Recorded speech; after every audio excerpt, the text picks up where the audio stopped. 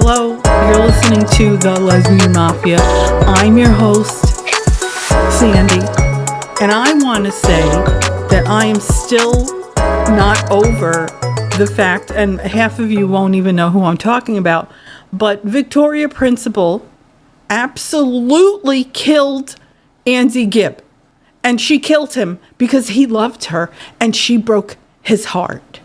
And I never got over that he ended up, whatever he did, he killed himself or he OD'd. I don't even know what the story is, but I know that she killed him and it's her fault. It's still her fault. And I just heard a commercial on the radio in the car for Old Spice. And I just want to give kudos to the marketing people, whoever creates these commercials. I'm not going to play the commercial because I don't have it anyway, but I don't even know where I would get it. But it's a commercial where the guy, he's about to maybe I think go out or something. And then he's saying, okay, let me do, the way some people talk, they're so gross. He's like, let me check my pits. Oh, smell check on my pits. And then he's like, oh, let me check down below. And then the commercial makes sounds as if to say there was a gross smell or an explosion of sort.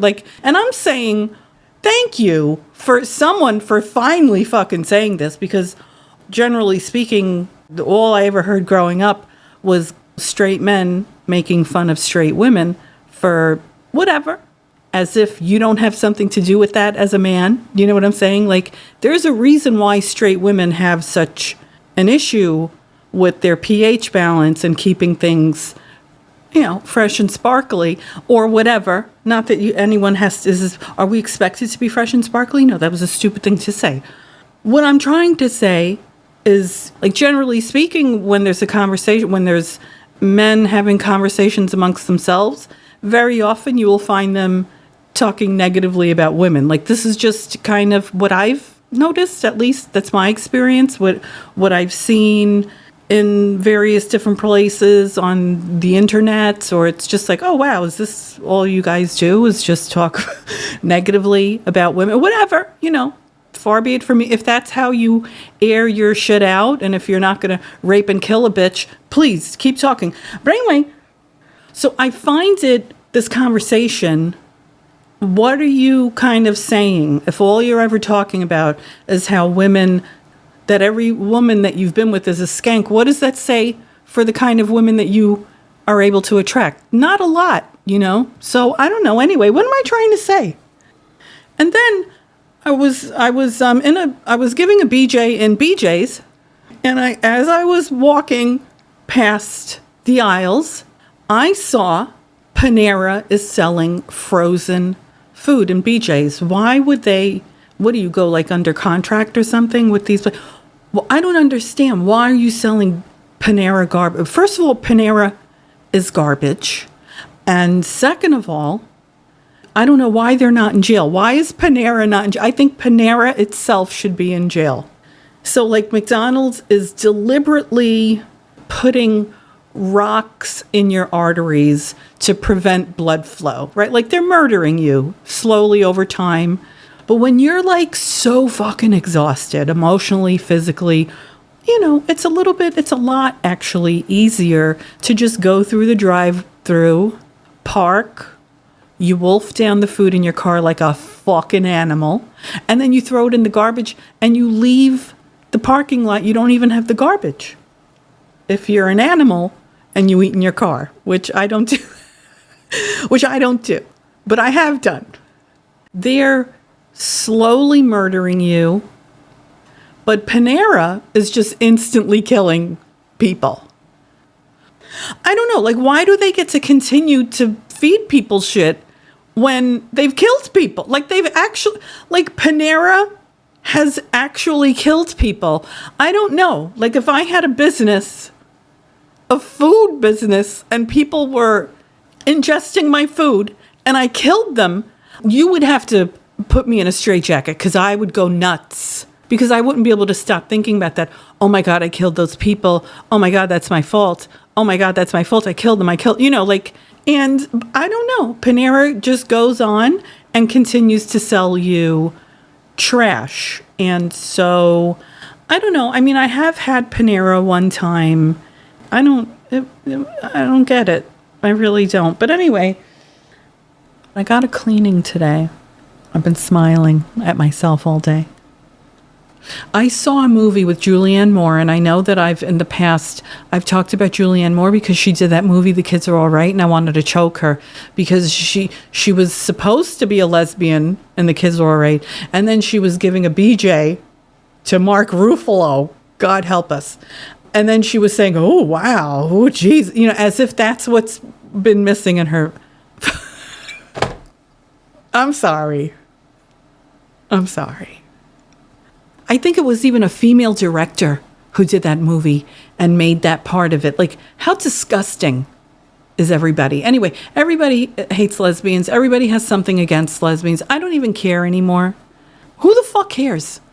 I used to think it was so important. Oh, come out of the closet. Come out. You got to be out. Who the fuck cares? You got to tell people that you're a lesbian. Who gives a shit? And now it's so embarrassing to say you're a lesbian with everything going on in the LGBT fucking crazy shit that's happening there, where, I mean, Jesus Christ, and then I have to be related to that. No, I'm not, frankly. So now I stay in the closet. I'm not really in the closet. I don't know what anything means. I listened to a couple of shows, the couple of shows that I did, and I hear this. So I moved the mic. I hope that those sounds didn't happen, because you don't hear that in person, but then you hear it on the mic because the mic was deep-throating the mic. And so, yeah, so whatever.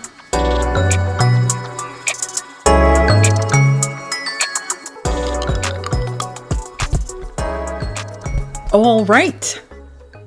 Okay, my very special guest, you've graciously agreed to share a deeply personal experience with all of us here today. How are you? I'm good. How are you? Pretty good. Thanks for asking.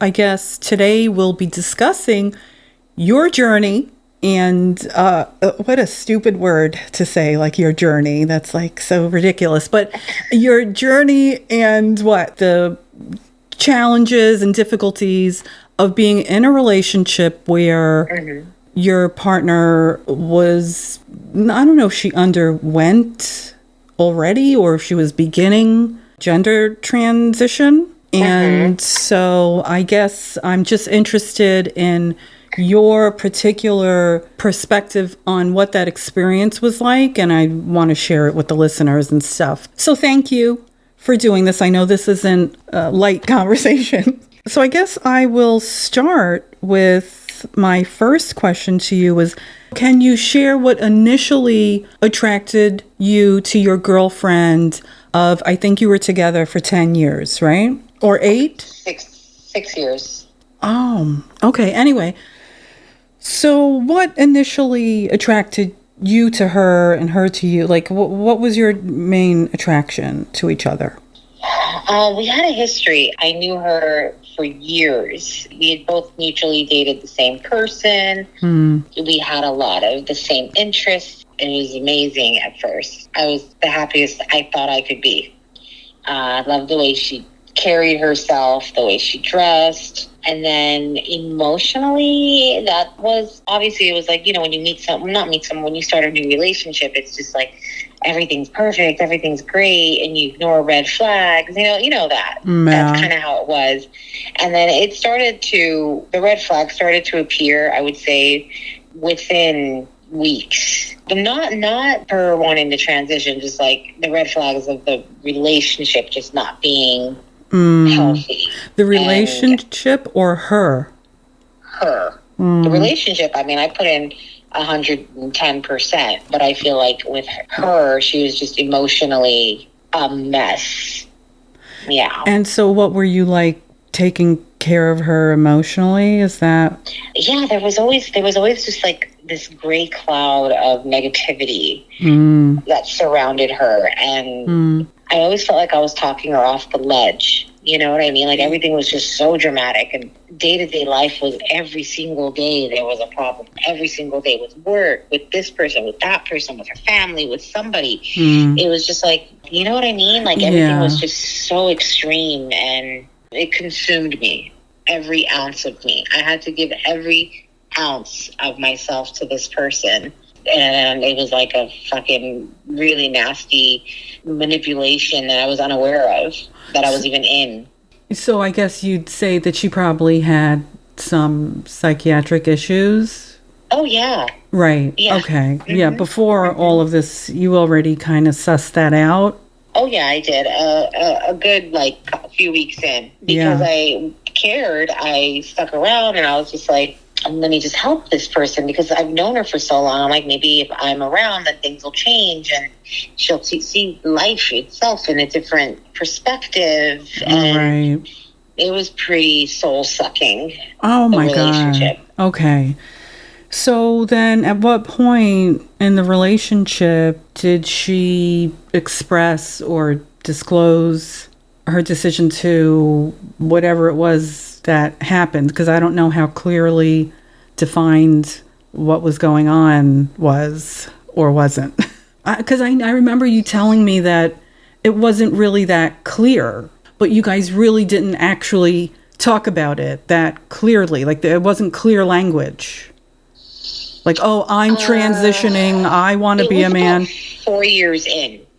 Like, she just kind of sprung it on me. Like, I'm thinking of getting top surgery. And I was like, okay. And like, what's up? She's like, oh, I just don't feel like my body, like, I can't dress the way I want to dress. And I don't feel comfortable. And I said, okay, well, how far do you plan on taking this? Mm-hmm. And she's like, no, I just feel like I'll feel a lot more confident with myself if I get this surgery done. And I was just like, okay. And, I supported her in that first dialogue. Mm. I didn't think that she was going to go through with it or as quickly as she did. And then it was just like, she did all this research. I went to numerous doctors with her to try and find a doctor that will actually do the surgery. And all the doctors in the area that we lived in, they were like, oh, well, first you have to go get a psych eval and this, that, whatever. And she didn't want to do that. I'm like, well, why don't you go get the psych eval? Just get that out of the way and you'll get signed off and you're good to go. I don't think they do that now. This was, I don't know, like 7 years ago at this point. Mm-hmm. And then she found a doctor in San Francisco and did like a virtual appointment with them. And then she booked the appointment and the surgery. So she just went, and I went with her, and we booked a hotel for a week and a half because that's how long the recovery was going to be. And then before I knew it, I was on a flight to San Francisco. And then the next day she went in for surgery. Oh, my God. Was she saying she was nervous or anything? She was nervous, but she wasn't like, oh, my God, oh, my God. It was more like going in for surgery. They're going to put me under type of thing. So she had a really bad time communicating her feelings in the first place, let alone like being vulnerable, Yes, I understand. Yes, she had the surgery. I took care of her. And of course you did. She was expecting me to take care of her there, and then she was expecting her mom to fly in and take care of her when we got back because I had to go back to work, and I wasn't going to be able to be her 24-hour nurse. Mm-hmm. So there was that drama with her mom coming, and, she made it where everybody just had to circle around her and support her. It wasn't like this long, drawn-out process of explaining her emotions, because I don't even think she emotionally... I don't know. It was so odd that it happened so quickly. She never talked about it, not even once before. Now, she could have been having this inner turmoil and just never expressed it, which, okay, you're human. I'm not, like, going to hold that against her. Mm-hmm. But, like, I knew that her chest always bothered her because she had a very large chest. Mm-hmm. And she would spend so much money on her clothing and her style and this and that. And so... I knew that was something that she felt set back with. And I remember asking her, is that all you're going to be doing? Like, or are you trying to transition? And she said, no, I just want to get the surgery done. And I was like, okay, So I supported her decision. So there wasn't I'm sorry, did I interrupt you? I was just going to say, but I told her, but I love your body. I love your body. I'm attracted to a female body. I'm not attracted to a male body. And I expressed that to her. And I said, but, that's not going to hold you back. But I'm just letting you know that, But go on. What did she say? What was her response to that? No response. Right. So like I said, there was a serious lack of communication and honesty about feelings. Yeah, and what your experience was in it too. So of course. Yeah, we can talk. We could touch on that later. Yeah, I remember those conversations. Okay, so how did you feel when she told you all of this? And did she at any point say the words transgender and, I think I'm a man? Or was there any conversation like that? Prior to the surgery? No. Yeah, that's what fucking flips me out about this, is how this was all done without any acknowledgement of really what was underneath all of it, or what was really happening. Right. Mm-hmm. So how did you feel when she first told you, I'm removing my breasts? What was going through your mind? I feel like panic just set in, and kind of like someone just threw a bucket of hot water from my head down to my feet.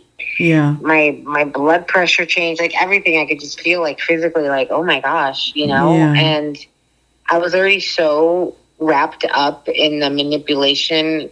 I just wanted to support her. I thought that was the right thing to do. And I guess I buried what I truly should have been feeling. I just was still trying to gather what was going on because it all just happened so quickly. She said it, and then about maybe 6-7 weeks later, she found a doctor that would do it. And off we were to San Francisco to get it done. And how did it impact the relationship? When you woke up the next morning, were you like, oh my God, I am with someone who's about to take her breasts off. I have no idea why. What the fuck is going on? Why does God hate me? No, I didn't feel why does God hate me? I felt more just kind of I wanted to support her. I wanted to support her, even though it was been awkward for me. Are you saying you didn't really consider your own emotions in it? You were too busy thinking about her? I repressed everything. I repressed it all. Right, of course. I don't know if anyone else that has experienced what I experienced. So it's just, I've read things, right, but I've never met anyone that's been in the same situation as I was. And it's fucked up. Yeah. It was fucked up. It was a fucking shit show. Yeah. What specifically would you say was one of the worst parts of it? Post-surgery, she was all happy, and not too long after that was when she said that she was looking into taking testosterone. And mind you, she had a lot of health issues, a lot. A fucking list full of health issues. Mm-hmm. And I said, are you sure you want to do something like that? You don't want to take this foreign substance when you already have so many health concerns. Mm-hmm. That was my very first reaction. Mm-hmm. And then I said, I don't know how I feel about this. I don't think I can support that. I'm attracted to women. I'm attracted to you as a woman because, there was good sides of her too, obviously. I'm not going to just say she was a demon, then that makes me out to be the fucking idiot that was with someone for so long. But there were her female traits that were attractive as well. So then I remember, I'll never forget that. I can replay it over and over again. I remember where I was standing, the time of day. I was like, no, I don't think I can be with you if you're planning on doing that. Oh my God. And was that horrifying? Oh my God, I think my relationship is going to end. What the fuck does this mean for me, my relationship, for her, the living situation, the last 6 years? Oh my God, was your head spinning? Yeah. She was just quiet. I'm standing there crying. She just stood there stone cold. And I was the one having the, breakdown. And then she's like, well, it's just something I'm thinking about. I'm not planning on doing it just yet, or I don't know yet. I'm still looking into it. And I think she just said that to stop the conversation because I don't think she was expecting that reaction from me. A couple weeks after, she said she was going to go non-binary. And I was like, okay. Yeah, and so everyone will have to just address me. I'm going to change my name. She legally changed her name. So it was an ambiguous name. That's right. And you agreed to it. Oh, yeah. I went to the fucking city hall and I went with her and did all that shit. You went to the wall. She was, pizza.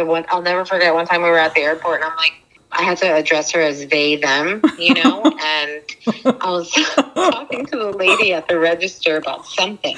I was like, yeah, well, they need their, I don't know what it was, right? Like their boarding pass or something. And she's like looking and she's like, where are they?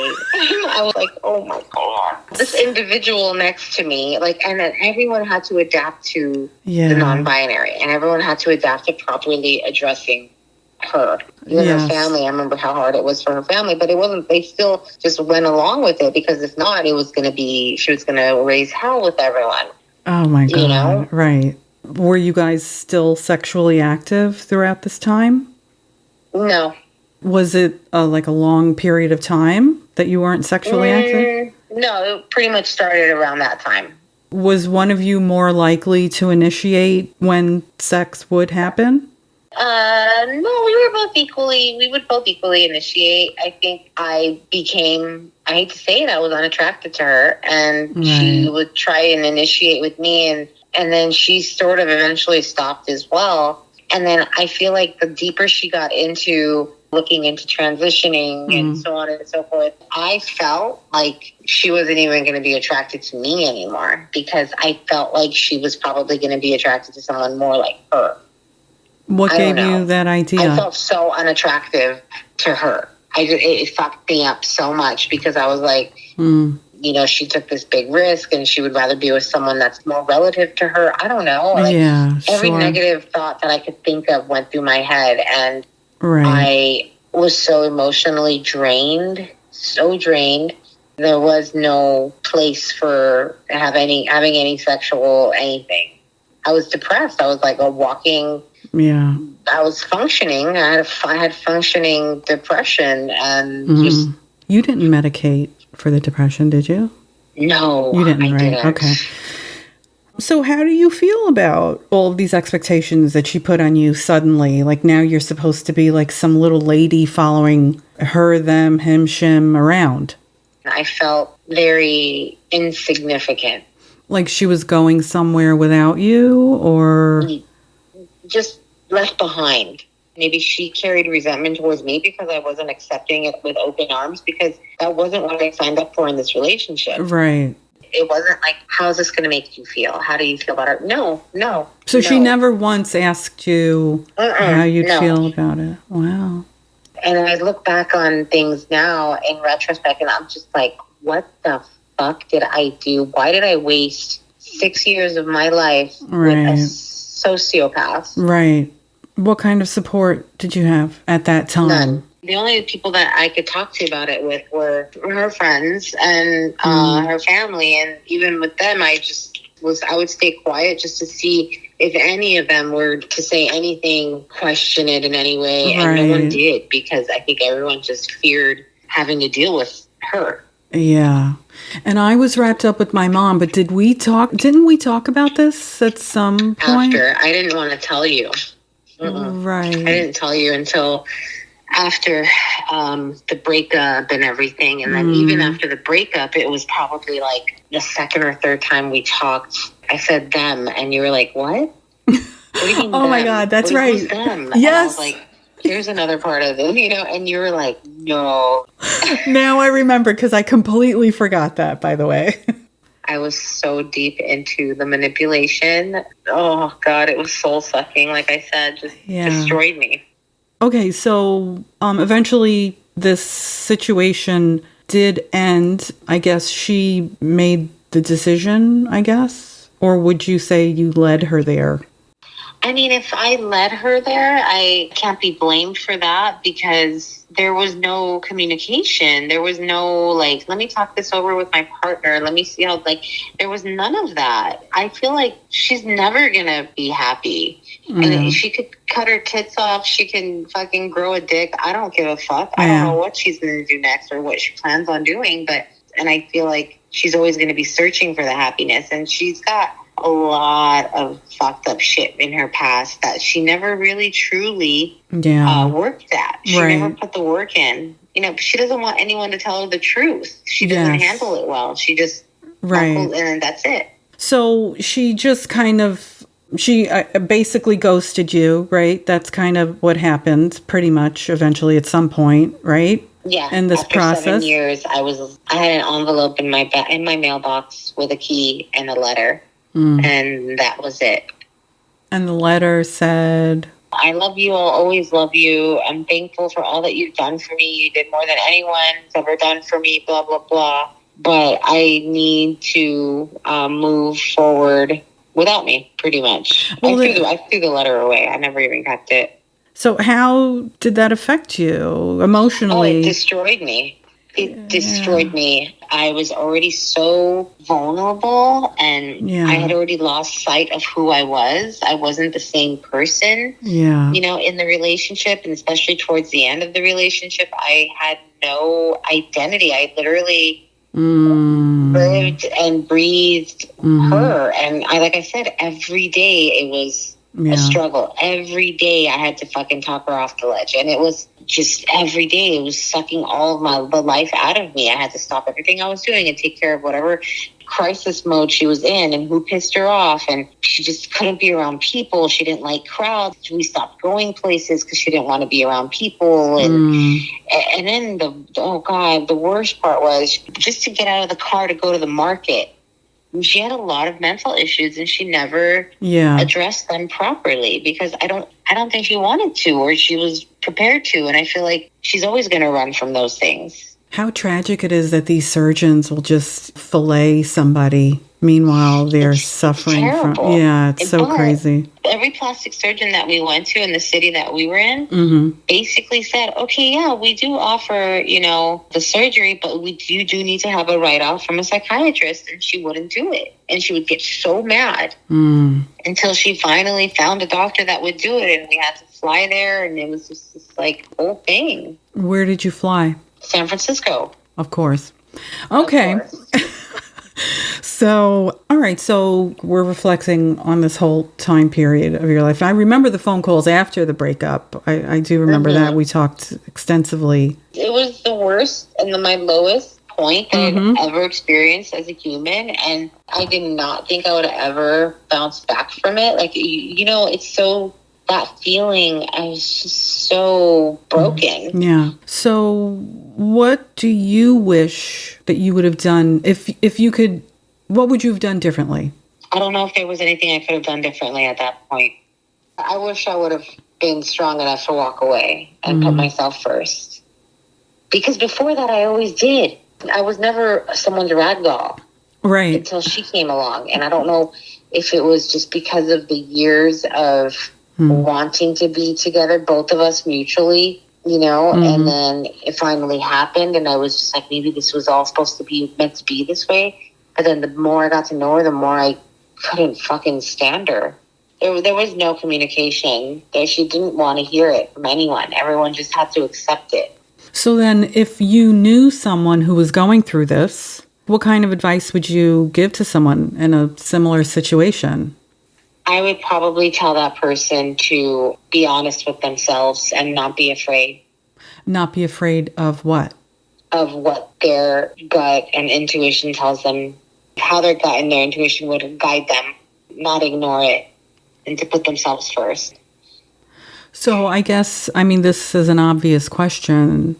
Do you think there's enough discussion about this in the LGBTQ FU ... community? No, absolutely not.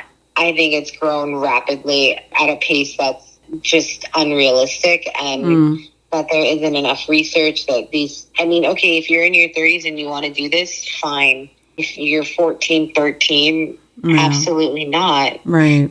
But no, there's definitely not enough discussion about this. I just feel like it's being glorified, and I don't quite understand why they want to glorify something like this. And then you got people identifying as spaghetti, whatever the fuck they want. I don't think that that's what we were fighting for so many years. Right. To then now have to include trans as something that I feel, I don't believe it should be grouped together. And I think, I mean, at least from our perspective, how it's affecting the lesbian world, what a fucking disaster. What a fucking disaster it is to go through this. It's like you're manufacturing more struggle in your life for no fucking reason. You don't have enough problems in your life. Like, oh my God. You know, but I will say that I have thought, I don't want to say this in the wrong way, but like sometimes when someone is, a lot of people that I met that were really intentionally, forcefully making themselves masculine, like really trying so hard. And there was so much more masculine than any of these, what's that noise? Make it stop. Oh, sorry. That's okay. They were so intentional about being masculine. And I used to think, I mean, what does being attracted to a woman have to do with masculinity? Like, wow. I used to think that. And then a lot of the time when they start testosterone, they end up, their sexuality changes as well. They end up being attracted to men. And so I thought, well, maybe those people were never lesbian. Maybe they were never gay. So I thought maybe it's not a bad thing. We'll weed them out, you know, like at least they'll stop identifying as lesbian when they're not. When you're not a lesbian, you want to be a man. So I thought, okay, fine, let it go. I guess what's my larger point here? I don't even know if I'm making a point, but. No, you are. It's like when I made that comment about, I don't think that they should be grouped together with lesbians and gay men. I don't believe that. It should all be one big fucking goddamn pronoun. You know, right. It's So what did you think of the pronoun parade this year? Anything? I don't know about the pronoun parade. The gay parade. Or whatever it is now. You mean Pride? Yeah. Yeah, no, Did you attend? I can't relate. Right. I feel less than zero. It's just been, I feel like it's a mockery and it's all just marketing and it's all money now. Yes. Whereas the cause before was just to be able to love who we want to love. Right. And marry. You know? Yeah. And marry who we want to marry. And now it's accepting that I can't. I don't agree with it at all. Right. If you want to fucking identify as an alien, go fucking head. Have the decency to treat others with respect in the process. I never disrespected her. I never said, you're a freak. What are you doing? I never did anything like that. Nothing. Just, you know, and I just feel like I was their rag doll.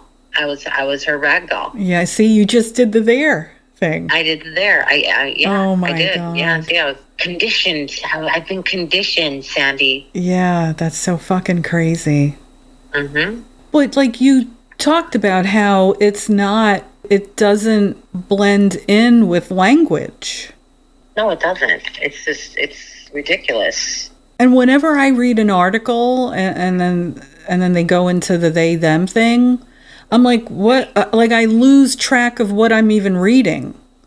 Yeah. Who came up with let's call this type of human a them? I think that was the non-binary crowd. Yeah. Let's confuse the situation even more. Even more, right. It's never ending, but that's the goal, is that it never ends. It continues, it goes on and on and on. I think that is the goal, is to alienate everyone. And then they live in their own little private Idaho. Oh, yeah. Yeah. And talk about alienating. Mm-hmm. Eventually, our circle of friends completely fell apart. Why do you think that was? Because everyone was first completely taken back by what she did to me.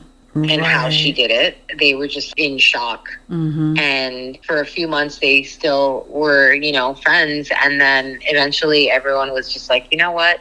No, this isn't the type of person that we want in our lives. And then eventually each and every single one of our tight little circle, except for one, everyone reached out to me and they were just like, I just want you to know that she's no longer in our lives. Each and every single one. And I ran into her best friend not too long ago.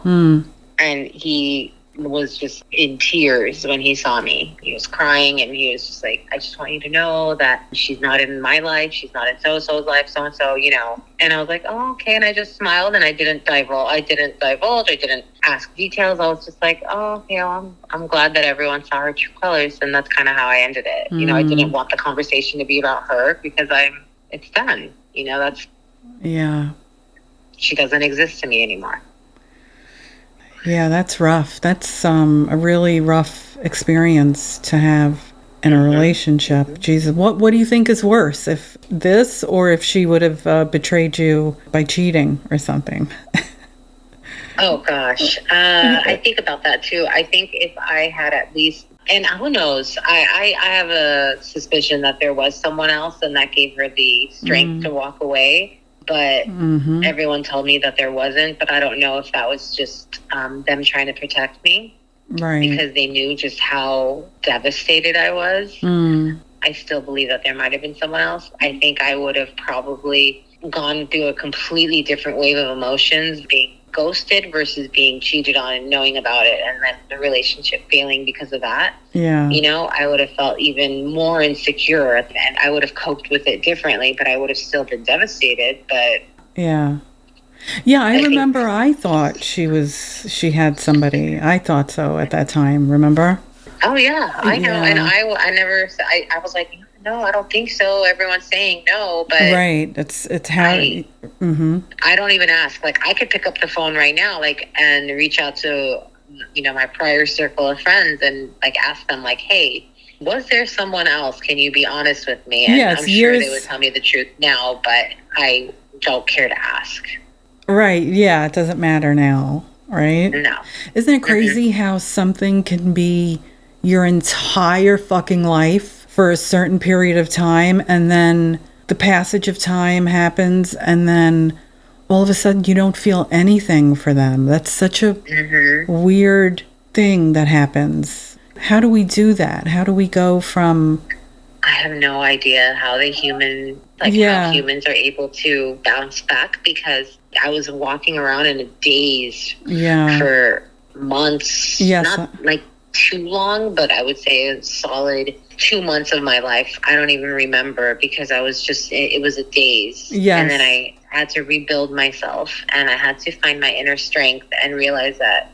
Yeah, it was 3 months. Yeah. I remember, because we were talking every day. Do you remember that? Yeah, I remember that. You pulled me out of it. Yeah, that was 3 months at least.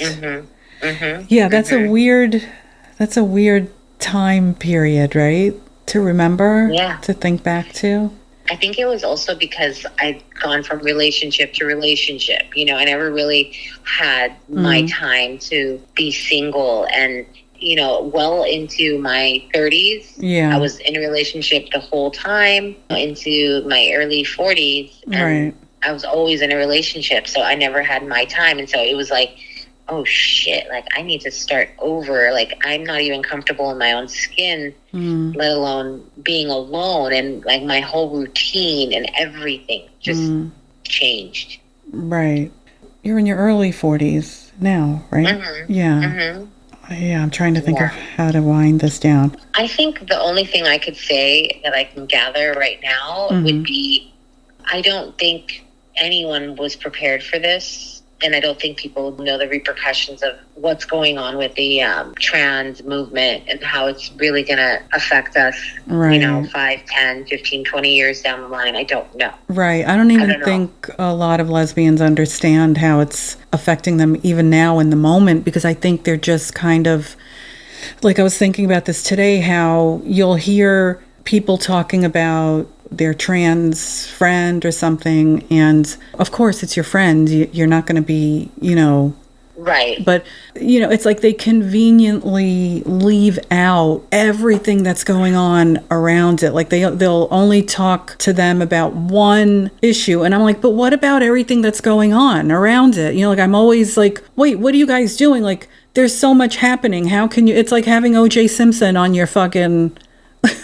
you're having a conversation with somebody about O.J. Simpson, and you talk about just what a wonderful football player he was, and you never talk about, oh, by the way, it's so weird, like, how these conversations happen.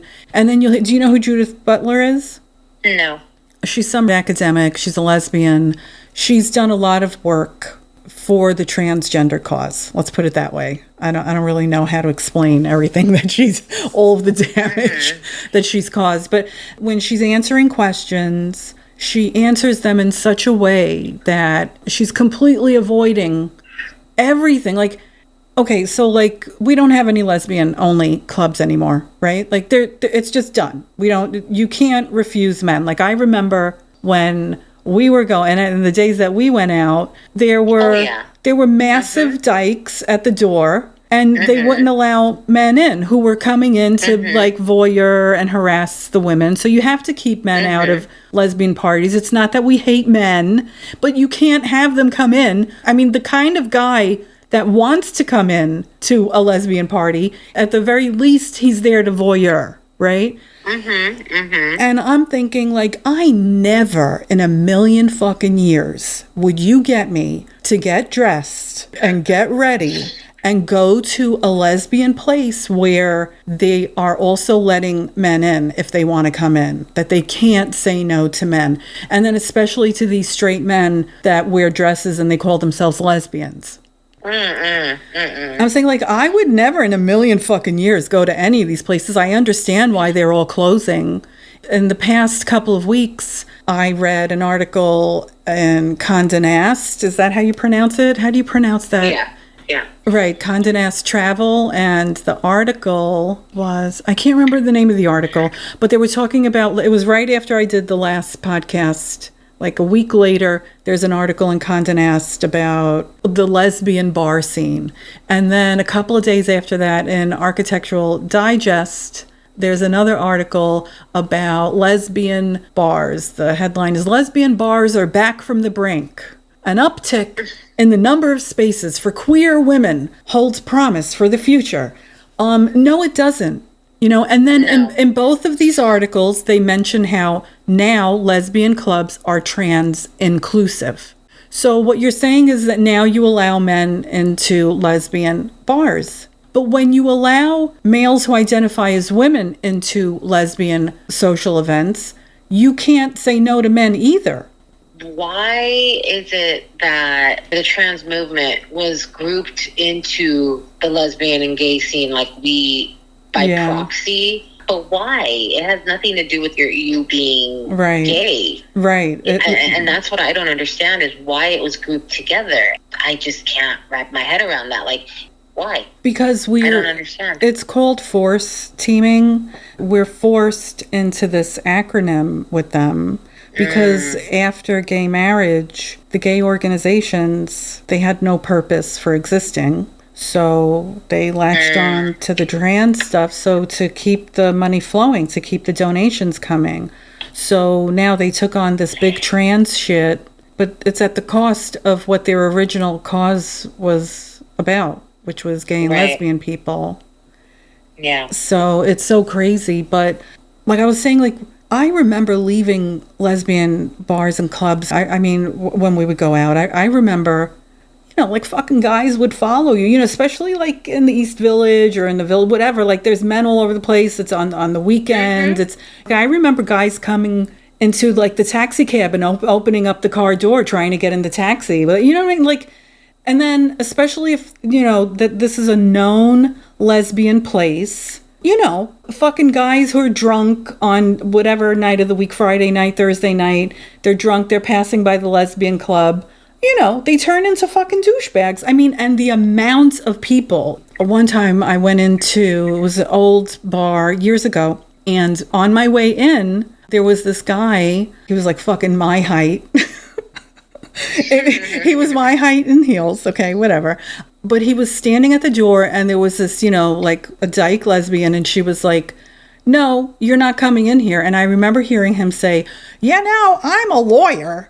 And I'm going to look into this, and I'm a lawyer. This is illegal what you're doing. And believe me, I'll be back." And she was standing there just like, "Yeah, sure, whatever. You know, we'll deal with it. But you're not coming in here tonight to stare at all the lesbians." You know what I'm saying? Right.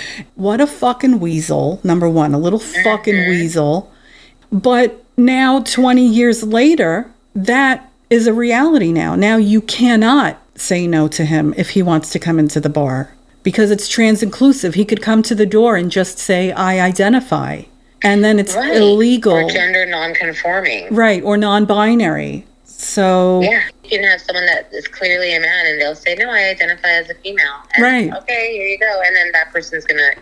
it's toxic. It's scary. And I don't go to these bars and clubs anymore. Right. I mean, and if anyone thinks that when I was 25 or something, going out to clubs, getting dressed the way I would dress, I mean, there is no motherfucking way I would put myself in that kind of environment where I don't feel protected. And not only that, like the lesbian places, you have to fucking pay to get in. You know what I'm saying? It's not enough that you fucking spend God knows what on your clothes and looking a certain way. Yeah. And then they want to charge you. Meanwhile, you could go to any other place and you'll get fucking free drinks. There's guys buying you drinks. They don't even give a fuck. Like, and you're getting in free and you're having a good time and the music is actually good. And, you know, and you're in a nicer environment usually. Why the fuck would I spend my money to go into a place that is not protecting me? The reason why we paid the cover charge as women in a city where everywhere we go, we can get in free. The reason why we paid the hefty price is because you're protecting us. The exclusivity. Mm-hmm. Right. Exclusive. That is not a bad word because they try to make that like it's a dirty word, that everything is supposed to be inclusive. My sexuality is not inclusive. I'm sorry. My sexuality is very exclusive. And I wish that things were different. What are younger lesbians going to have? Well, none of them are lesbians anyway, so why should we care? Should we care? I think what we should do is open up some super, super exclusive speakeasies and move the locations and not keep it in one place and keep it super exclusive and just have it a full-blown lesbian speakeasy. But then if the word got out, there would be a lawsuit and it would just be, you can't do anything anymore. We're already such a fucking repressed country. And people think that America's the most progressive. Right. We're not. Like, you guys need to fucking leave this country. Go travel. You'll see that we're eons behind other countries when it comes to just actual progress. I remember there were some people who would throw parties. There was this woman, her name was Vula, and she used to throw a party in the city.